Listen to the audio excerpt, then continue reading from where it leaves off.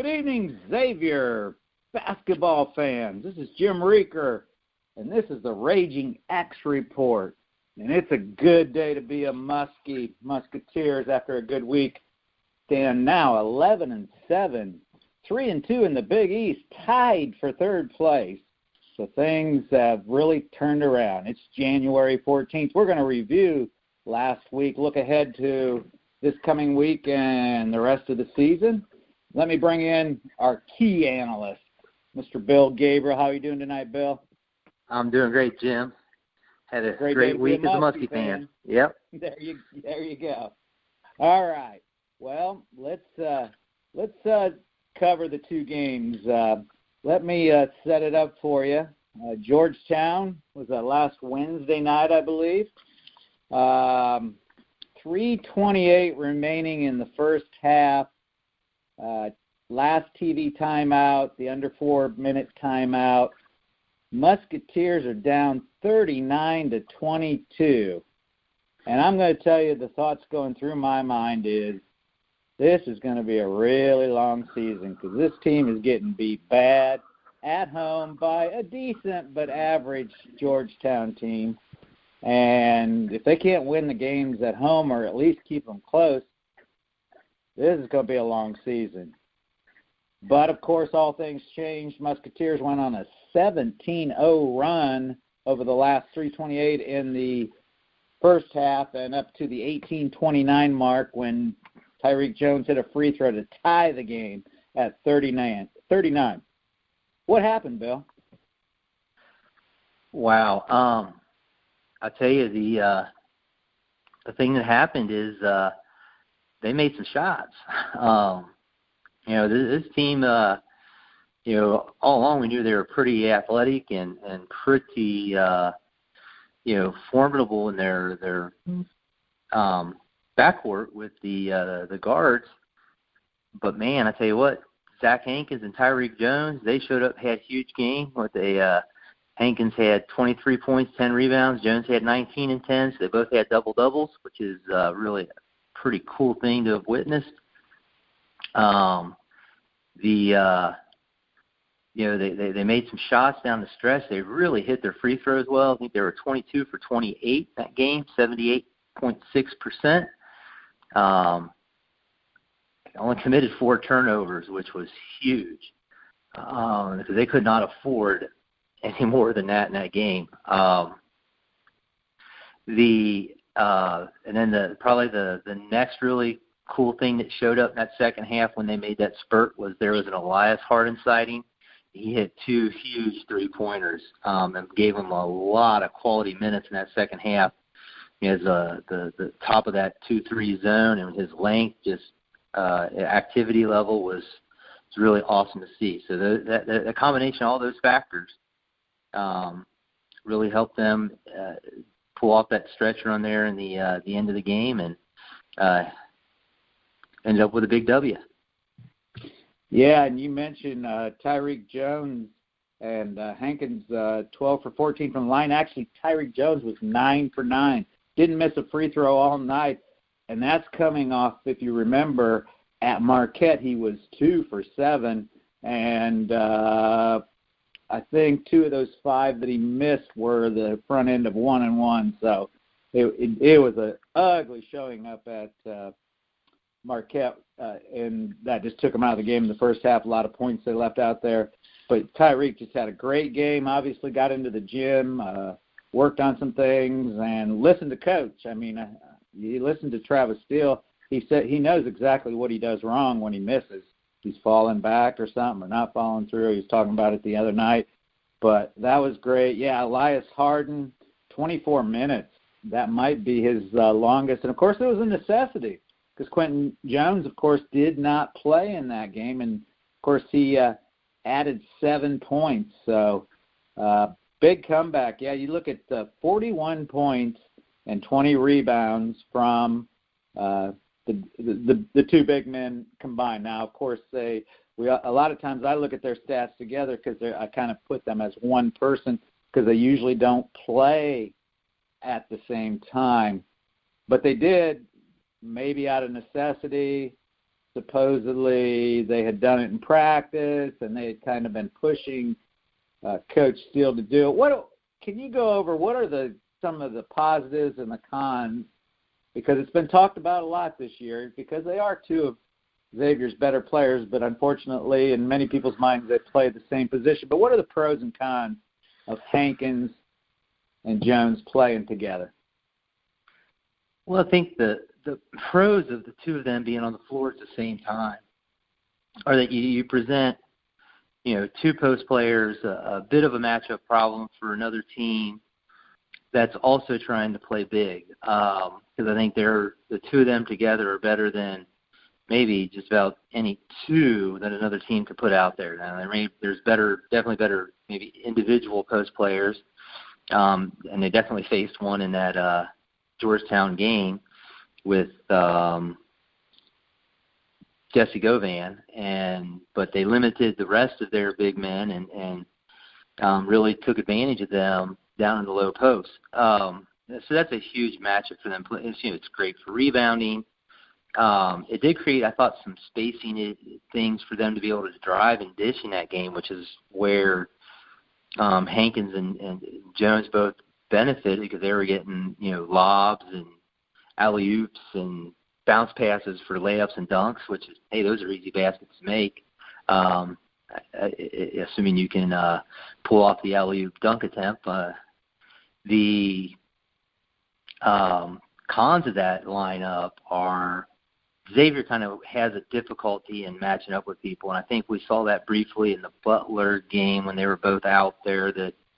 That Butler just seemed to be able to get people open on the perimeter and get open shots, and they quickly went to just playing one of those guys at a time, and I think that settled them down on defense because they could, switch and do some things on the perimeter a little better without losing losing every perimeter player and switches and transition, from one player to the next as they were running screens and stuff.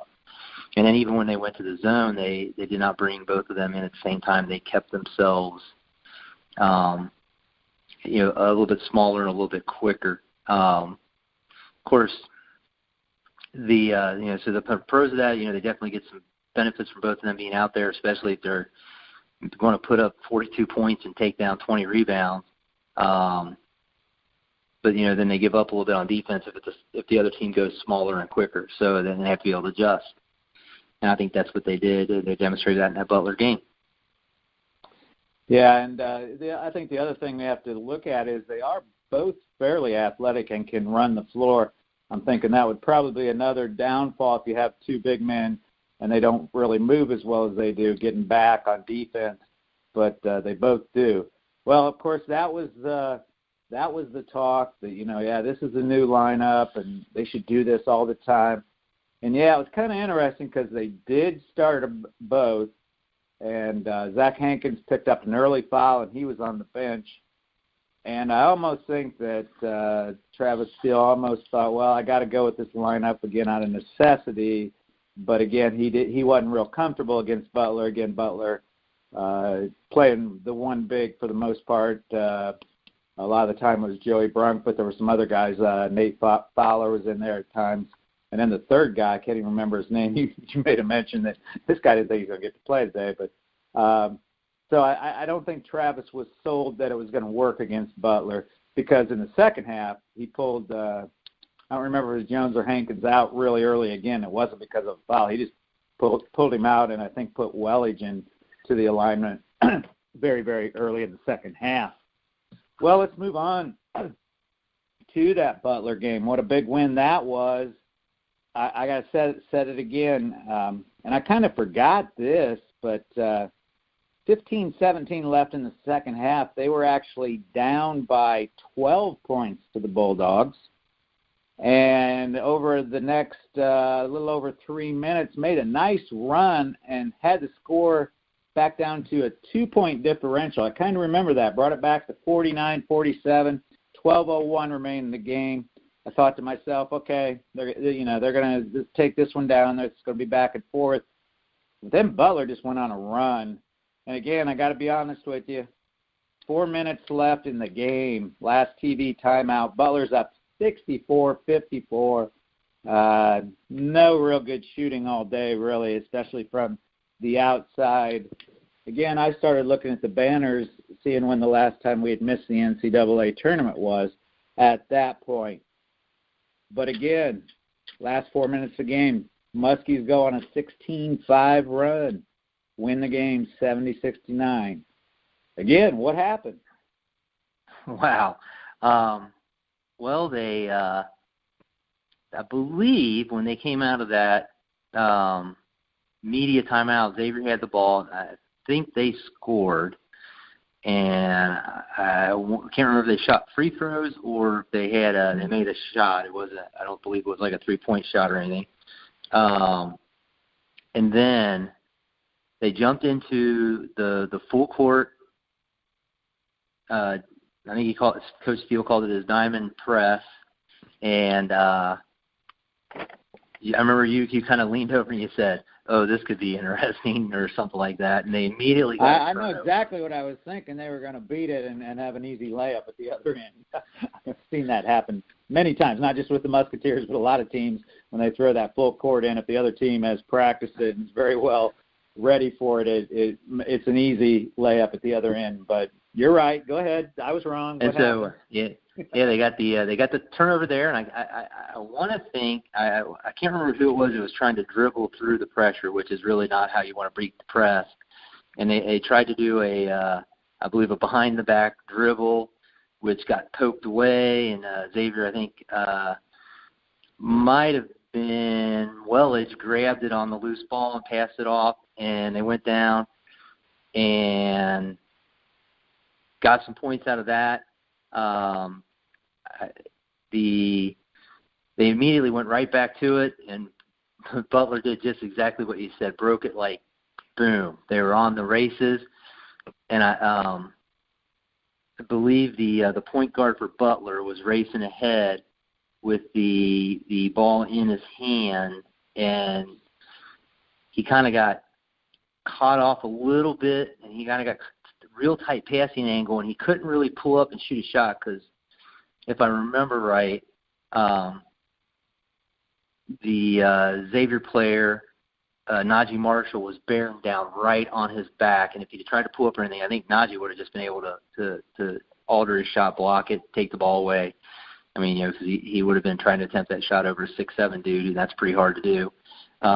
And so he tried to zip a pass to the post player, and it went right off his hands out of bounds, and Xavier got the ball right back, went down, scored.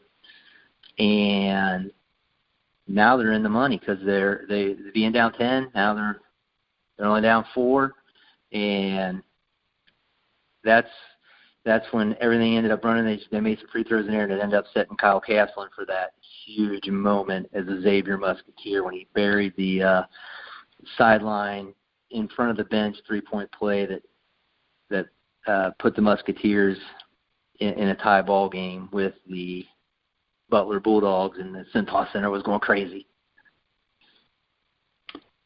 Yeah, and we gotta mention Paul Scruggs' day yesterday. What a performance! And actually, we got to look at both games. In fact, I failed to mention, you go back to the Georgetown game, Paul Scruggs had to play point guard because Quentin was hurt.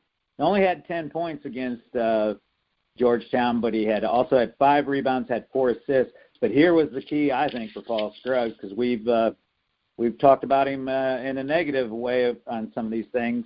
1 turnover, 1 foul against Georgetown in 40 minutes, ran the team, and kept him in the game. But then Sunday, this line is unbelievable. 23 points, 8 rebounds, 6 assists, 2 turnovers. Again, 1 foul. You remember Scruggs had trouble. He's fouled out of a couple games early on. And I know you often say, stupid foul. Paul, what are you doing? And 5 for 8 from 3 points. He kept them in the game. You gotta just give it to him. He might be. I said maybe Najee, and Najee's come around and made some good plays lately. I think has developed lately, but maybe Paul Scruggs is the next great superstar coming out of Xavier. Wow, yeah, he really looked good. I mean, he was in command the whole game. He step back 3-pointer, hit kick out 3-pointer, was getting everybody involved, and he was playing some really solid defense.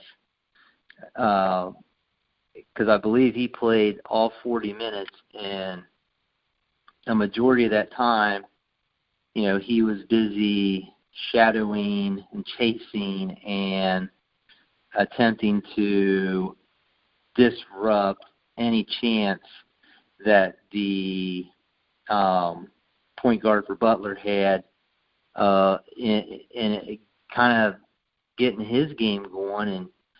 And Paul just did a great job of just always being around him, harassing him, and it kept Baldwin from being able to do much. I mean, he had a decent game, but he scored 18 points, but he wasn't like a monster performance. And I think a lot of that's credited to Paul and his solid defensive performance there, and hounded him and making it difficult. And he had a great game.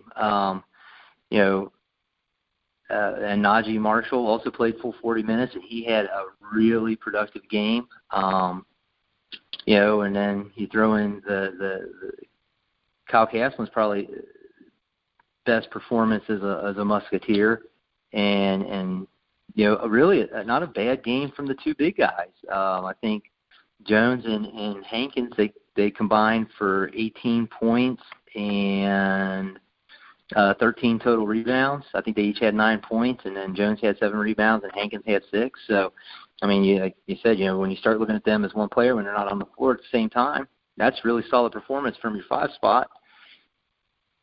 And it was just, it was just an awesome comeback. I mean, just kudos for them for not, folding up the tents, putting out the campfire and saying, we can't win this game. They just kept attacking and kept fighting and clawing and doing everything they could. I think, maybe some of that preseason lack of success is where they were always in dogfights, it seemed like, has given them a little bit of a mental fortitude there, because we can win this. We keep pressing. We can do this. And hopefully that's a sign things come. Yeah, you make a good point about Paul Scruggs, too. I read his offensive line there, but you are exactly right. He and has in both games played excellent defense, has been given the assignment at least part of the time on the best player for the other team, or the point guard, man running the show. But here's something I put together a little bit, and I mean, the drum beat has been beaten very, very louder lately about Kyle Castling. Everybody, great kid, obviously. He's a captain. I even made the comment, because it seemed like lately he'd been starting, but he hadn't gotten a lot of minutes. That's out of respect from Travis Steele. He's a captain. He wants him to start, so he gets that privilege. I'm sure he practices hard. But let me give you his some stats for him since the Big East season started.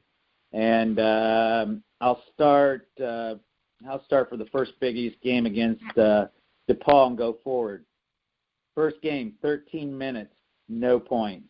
Second game, 8 minutes, no points. Third game, 10 minutes, no points. Then up at, this must have been against Georgetown, 11 minutes, 4 points. So even though he was starting, his time was being limited, and obviously wasn't helping the offense much at all. And now you say, and I think you watch this a little closer than I do, he does play pretty good defense. But his line, I mean, he had to be, if he doesn't do what he does, they don't win the game. 35 minutes, 12 points, 7 rebounds, and no turnovers. And if Kyle Castling can get some confidence and start to give us that type of output, or even close to that, game in and game out, that's going to make this Musketeer team a lot better. And I looked at it back. He, at Columbia, averaged between 34 and 37% from the three-point line, and averaged about 10 points in 2 of his seasons. One of his seasons, all his stats are a little bit low. I think he was maybe injured part of that season is the reason for that. So, if he could give us that, I mean, besides Scruggs and Welledge are both hitting 40%. I think Scruggs with his day yesterday is hitting like 46%. But, Kyle could be that third three-point shooter and hit 35%. That makes his team a lot more lethal. What do you think about that? I'd love to see it. I think he's a kid who works really hard.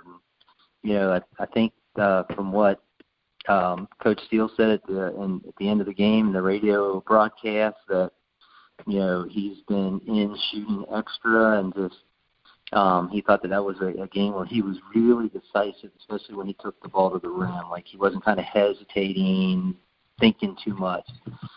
And, maybe he's finally settling in. He's not overthinking every scenario and situation. Like maybe I should be looking for the pass.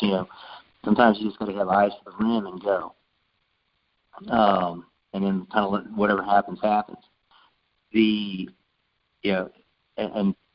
they, this is the thing that amazed me, I guess, is they pulled off this 1-point victory, and they had somebody play 32 minutes, was 1 for 9 from the floor, and they were still able to pull that off, and that's Ryan Welledge. And if he even shoots close to what his season percentages are, they might have won that game by 6-7 points. I totally agree. And, again, probably the biggest play he made was that one steal there in that late run. And if he's not there and he doesn't do that. And that's another thing I think we both agree that Ryan Welledge, is brought in as a shooter, and sometimes he's done okay and sometimes he's struggled. But I think you would agree that he started to play some other aspects of the game a lot better than people think he could. His defense, his rebounding, some things. He is 6'10", so. Yeah, he's tall. He's long. I mean, his length is usually pretty good for him in the zone. I think sometimes somebody just puts their shoulder in his chest and takes him right to the rim, and there's not a whole lot he can do about that. But I think he's trying to give him as much as he can. I'd like to see him get his confidence back in that 3-point stroke and do it. But he is trying to do some other things to pump fake and kind of take the ball in. He had a nice one of those in the Butler game. So hopefully, they all just start settling in, and then we'll get to see how good they can really become. A couple other key stats in that game that we always talk about: turnovers 10. That's my key number right there. You go 10 or under, I think you give yourself a chance to win. Out-rebounded the Bulldogs 40-29, and even key in that, 17 offensive rebounds. That's like 17 extra possessions, really. And shot the ball again well from the free throw line, 19 for 25, 76%. Again, anything over 70-75, you're giving yourself a chance to win. Well, 2 big wins this week. Here's the question I got for you now, and we don't know. I haven't read anything. I think Quentin Gooden's still day-to-day. It's kind of been a weird – I did in his interview the other day, Steele was asked, when did Quentin hurt his knee? And odd answer, he said it actually happened in warm-ups at Marquette, and wouldn't elaborate too much, just said it's swollen and he wants to play and they're doing what they can. But, I got to believe he'll probably be available. I mean, they got the whole week off here. They don't play till Friday. But here are the questions. You've won 2 big games without him. How do you integrate him back in? How do you use him? Do you put him right back into the starting lineup? Do you bring him off the bench? What are your thoughts about what do you do with Quentin Gooden with a team that's been able to be successful without him? And what effect does that have on him? I know him sitting there, he's probably really happy they won, and at the same time wishing he was out there. It's probably nothing worse than sitting out due to an injury because you just feel so, I guess, helpless, and it's not really anything you can do about it. The old coach's saying is you never lose your job due to injury. and then of course everybody always wants to throw out Wally Pipp. And if you're not sure who Wally Pipp is, he's the one that DiMaggio replaced. So I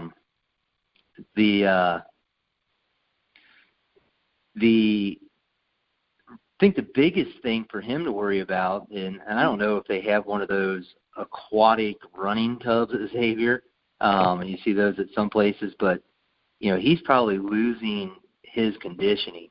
So even when he does get back out on the floor, if he hasn't had some significant time in practice, it's going to hamper the amount of time he can play. Anyway, and I would say that he he most likely definitely will start. He might come out early just to check on him, he might be on one of those things where they let him play a few minutes, pull him out, see how he's feeling, throw him back out, give him a few, and they slowly keep stretching him out.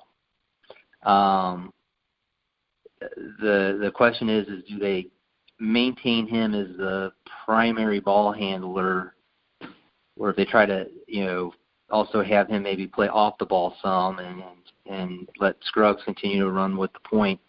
And I'll be curious to see how they weigh that out. I think that it might be a good idea to kind of split those duties a little bit more, just because I never felt like you want to be limited to one guy being the point guard, because I think we saw that when Edmund Sumner got hurt, when Quentin Gooden was called upon to go in.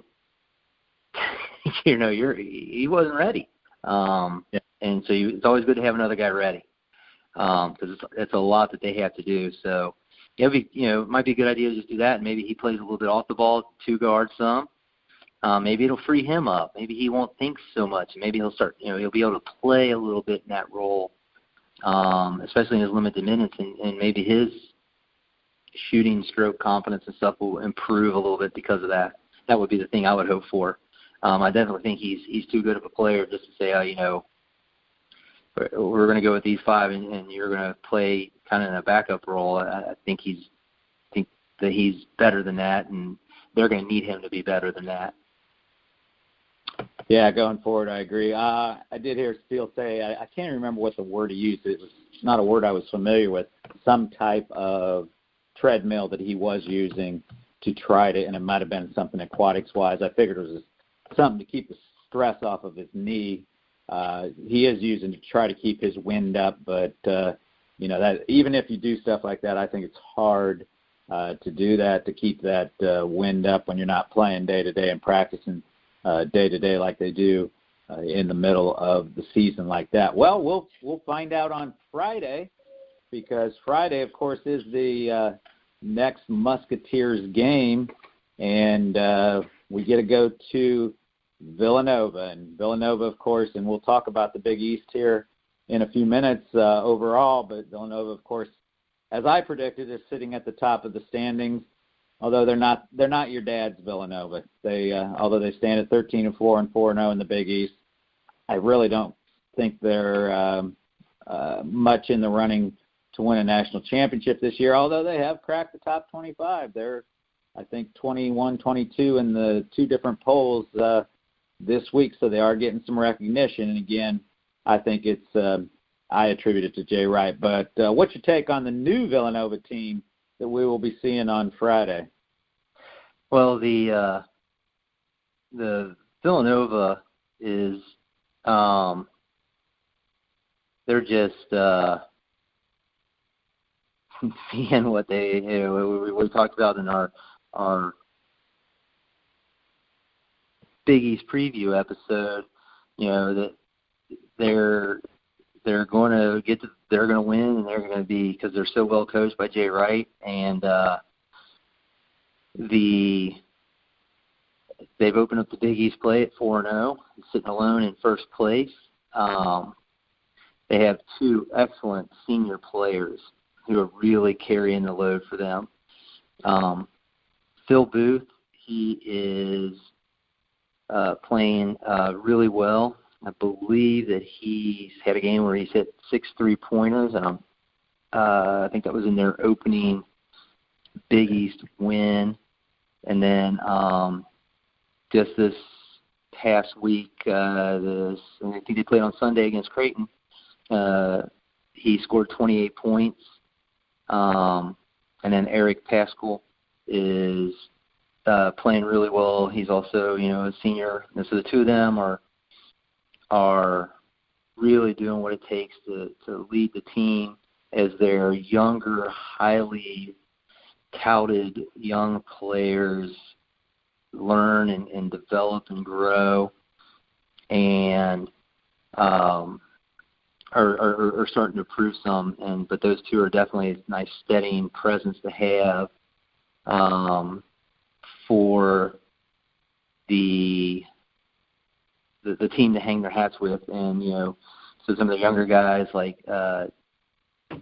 Demir Cosby Roundtree, Colin Gillespie, and Jermaine Samuels, and then another high recruit they have, Javon Quinterly. Those guys are starting to play better and become more important parts of the puzzle. But definitely having those two guys is really, giving Jay Wright two guys he can hang his hat on and say they're going to go out and do this for me. And if everybody else can contribute, we're going to be successful. Yeah, and I kind of look at them a lot like in the same position as Xavier, where, Booth and Pascal were before. They were good complements to the four studs that they had last year, but weren't really the main, scorers or players on their team. And now they're being asked to be those main players, kind of like Xavier again, Scruggs and Najee and maybe even Quentin, were good complementary players. Now they're being asked to be the players, and it's taken a little bit of a transition. Of course, in that analogy, the big difference, of course, is Xavier went through a major coaching change, and Villanova still has Jay Wright. But they struggled a little bit. They were upset early in the season by Furman and Penn. But they've played a tough schedule. Of course, they got just pounded by Michigan early in the season. Michigan, of course, had almost everybody back and wanted that revenge. And I believe that game was at Michigan. They beat them by about 30 or close to 40 points, I believe. But they've beaten Florida State, who we saw just took Duke to the wire over the weekend, and lost to Kansas when Kansas was ranked number 1, 74-71, and I believe that game was at Kansas. So they're not quite what they've been, but they're still good. One thing I did read that is kind of interesting, that this game is going to be played at the Wells Fargo Center, which is the big arena in Philadelphia. It seems like we talked about it last year on the show. It seemed like every time Xavier went to Villanova, they played in their on-campus little shoebox where things were loud and crazy. And, in fact, I was just, before we went on the air, I was reading online one of the bulletin boards was saying that they went online to look for tickets, and there are thousands of tickets available. So I guess maybe the luster, I don't know, you get bored with national championships. I don't know what's going on there, but that may play into the Musketeers' advantage, that they're not going to be before maybe a big hostile crowd. But again, it's going to wait to be seen. I'm sure the Musketeers will be underdogs in this game. I would guess I'd say anywhere between 5 and 7 point underdogs, maybe higher, maybe as close to 10, since it is a on the road game. But we gotta be excited as we move forward. 3-2, Musketeers are 3-2. So let's take a look at the Big East standings. I'll just point out, won't go all the way down through it, but just a couple points that we made our picks. I picked Marquette, and you picked Marquette. Both look pretty smart. They're sitting at 3-1 in second place. I said, let's pick a second team since we both picked the same team. I picked Villanova. They're 4-0, sitting in first. And you picked Seton Hall. They're 3-2, sitting tied in third with Xavier. So we look pretty smart, Bill. What are your takes on the Big East standings? Any past games, future games, anything that stands out to you? Well, I'm the things that stand out to me so far is Georgetown is definitely, going to be a solid team as they go through the rest of the year. I think they're as good as we, kind of thought, somewhere in that 4, 5, 6 range, and they're kind of hanging in that ballpark. They're pretty good. I think St. John's is going to be as good as Shamari Pons, and since he didn't play the last game where they lost to DePaul at home, that just shows how dependent they are on him, and I would be too, man. He's good. And, Marquette has one of the best players in the league as well. Howard is just, he's good. I think he had followed up he had 53, 56? 53 against Creighton. Yeah, 53 against Creighton, and then he followed that up with 26 against Seton Hall. That's pretty good. I'm impressed by all that. The one that's from the shockingly from the flip side of that is Providence. I mean, did you think they were going to go 0-3 to start Big East play? No. I know I didn't. And yet there they are. Well, but here's the thing: I watched a lot of. I was sharing with you. They had that game at Georgetown won twice and allowed it to go into 2 overtimes where they lost it. I didn't think. They're kind of. They got who is it? What's this? Diallo. And some talented people behind him. The other surprise, I think, is DePaul sitting at 2-2, and not only are they sitting at 2-2, they lost to Xavier and had the Musketeers down in the second half. Could have won that game probably. Same thing happened to them. I don't know if the game was at Villanova in Chicago, but they had Villanova down. They could be 4-0 right now. I think there's somebody to look at, and they just beat St. John's. Now, you mentioned St. John's was playing without Shamari Pons, who might be best player in the league, another prolific scorer, just like Marcus Howard of Marquette. Here's something I looked into. This is an interesting, and throw this at you. Pons actually was injured against Georgetown 2 games ago. Hurt his back. He played against Villanova in a game that it was down to the wire, very close, and they lost. And then they decided to sit him down against DePaul, and the game was played at St. John's. I almost think that Chris Mullins said, this is DePaul at home. We can get by without Shamori, and he took that gamble, and it didn't work.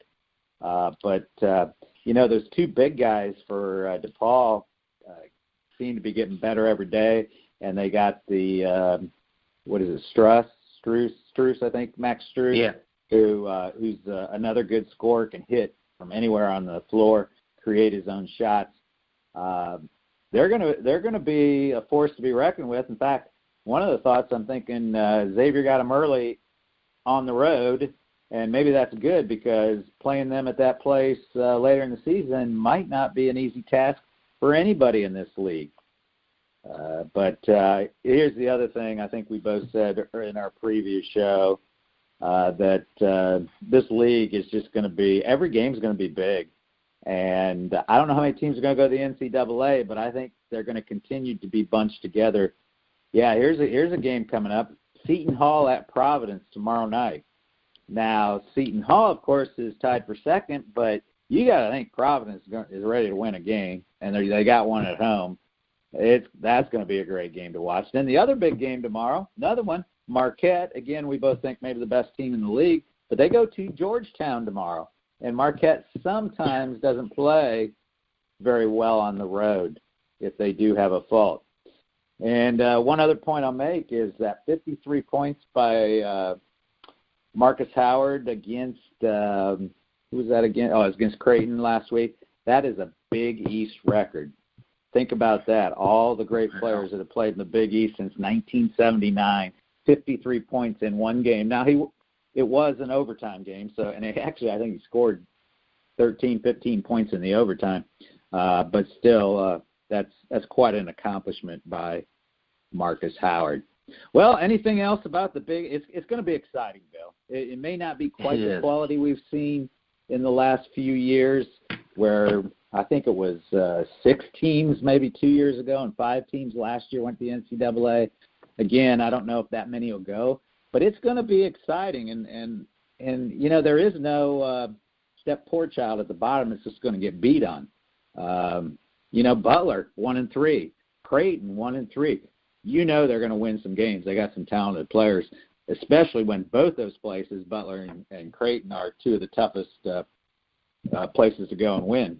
Best home court advantages maybe in the country. Any other comments about the Big East before we move to our trivia?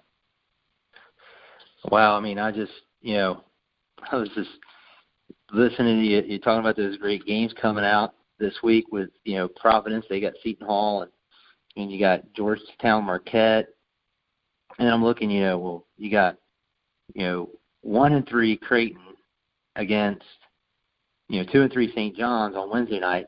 And that's going to be just flat out get after each other because Creighton doesn't want to drop another game, and neither does St. John's.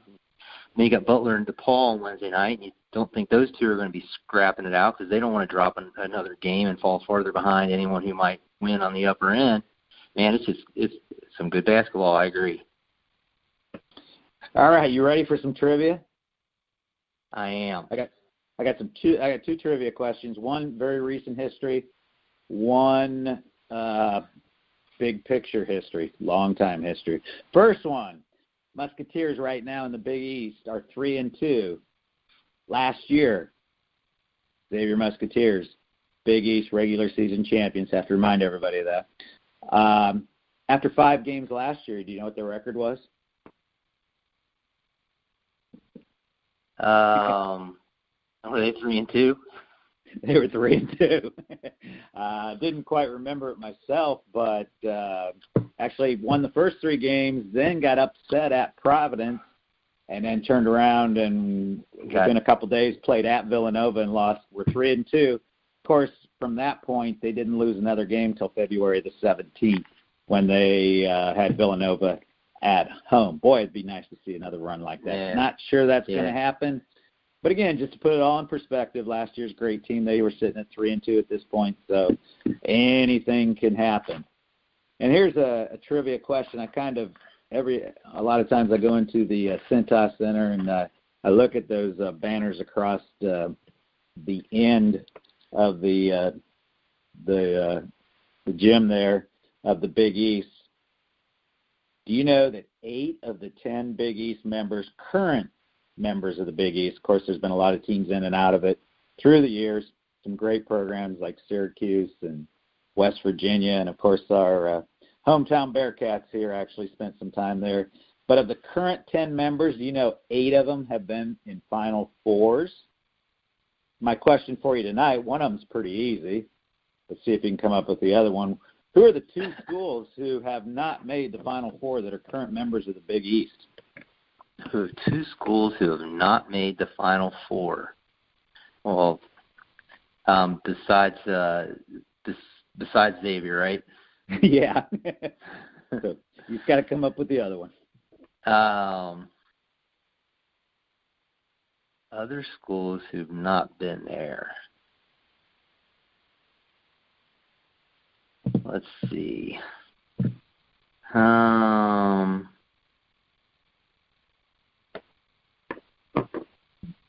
DePaul? DePaul would be a good guess, but I remember this because I was in high school in 1979. Mark Aguirre. DePaul made it to the Final Four. Actually, at that time I was a big Notre Dame Irish fan. They actually made it that year also. They were both in the Final Four. Good guess. That's the one I think a lot of people would think about and would forget. I'm trying to think here. Of course, you know we got Villanova, national champions, Marquette, national champions, Georgetown, national champions. Yeah. So those are the obvious ones. Right. Let's see here. Look west, young man.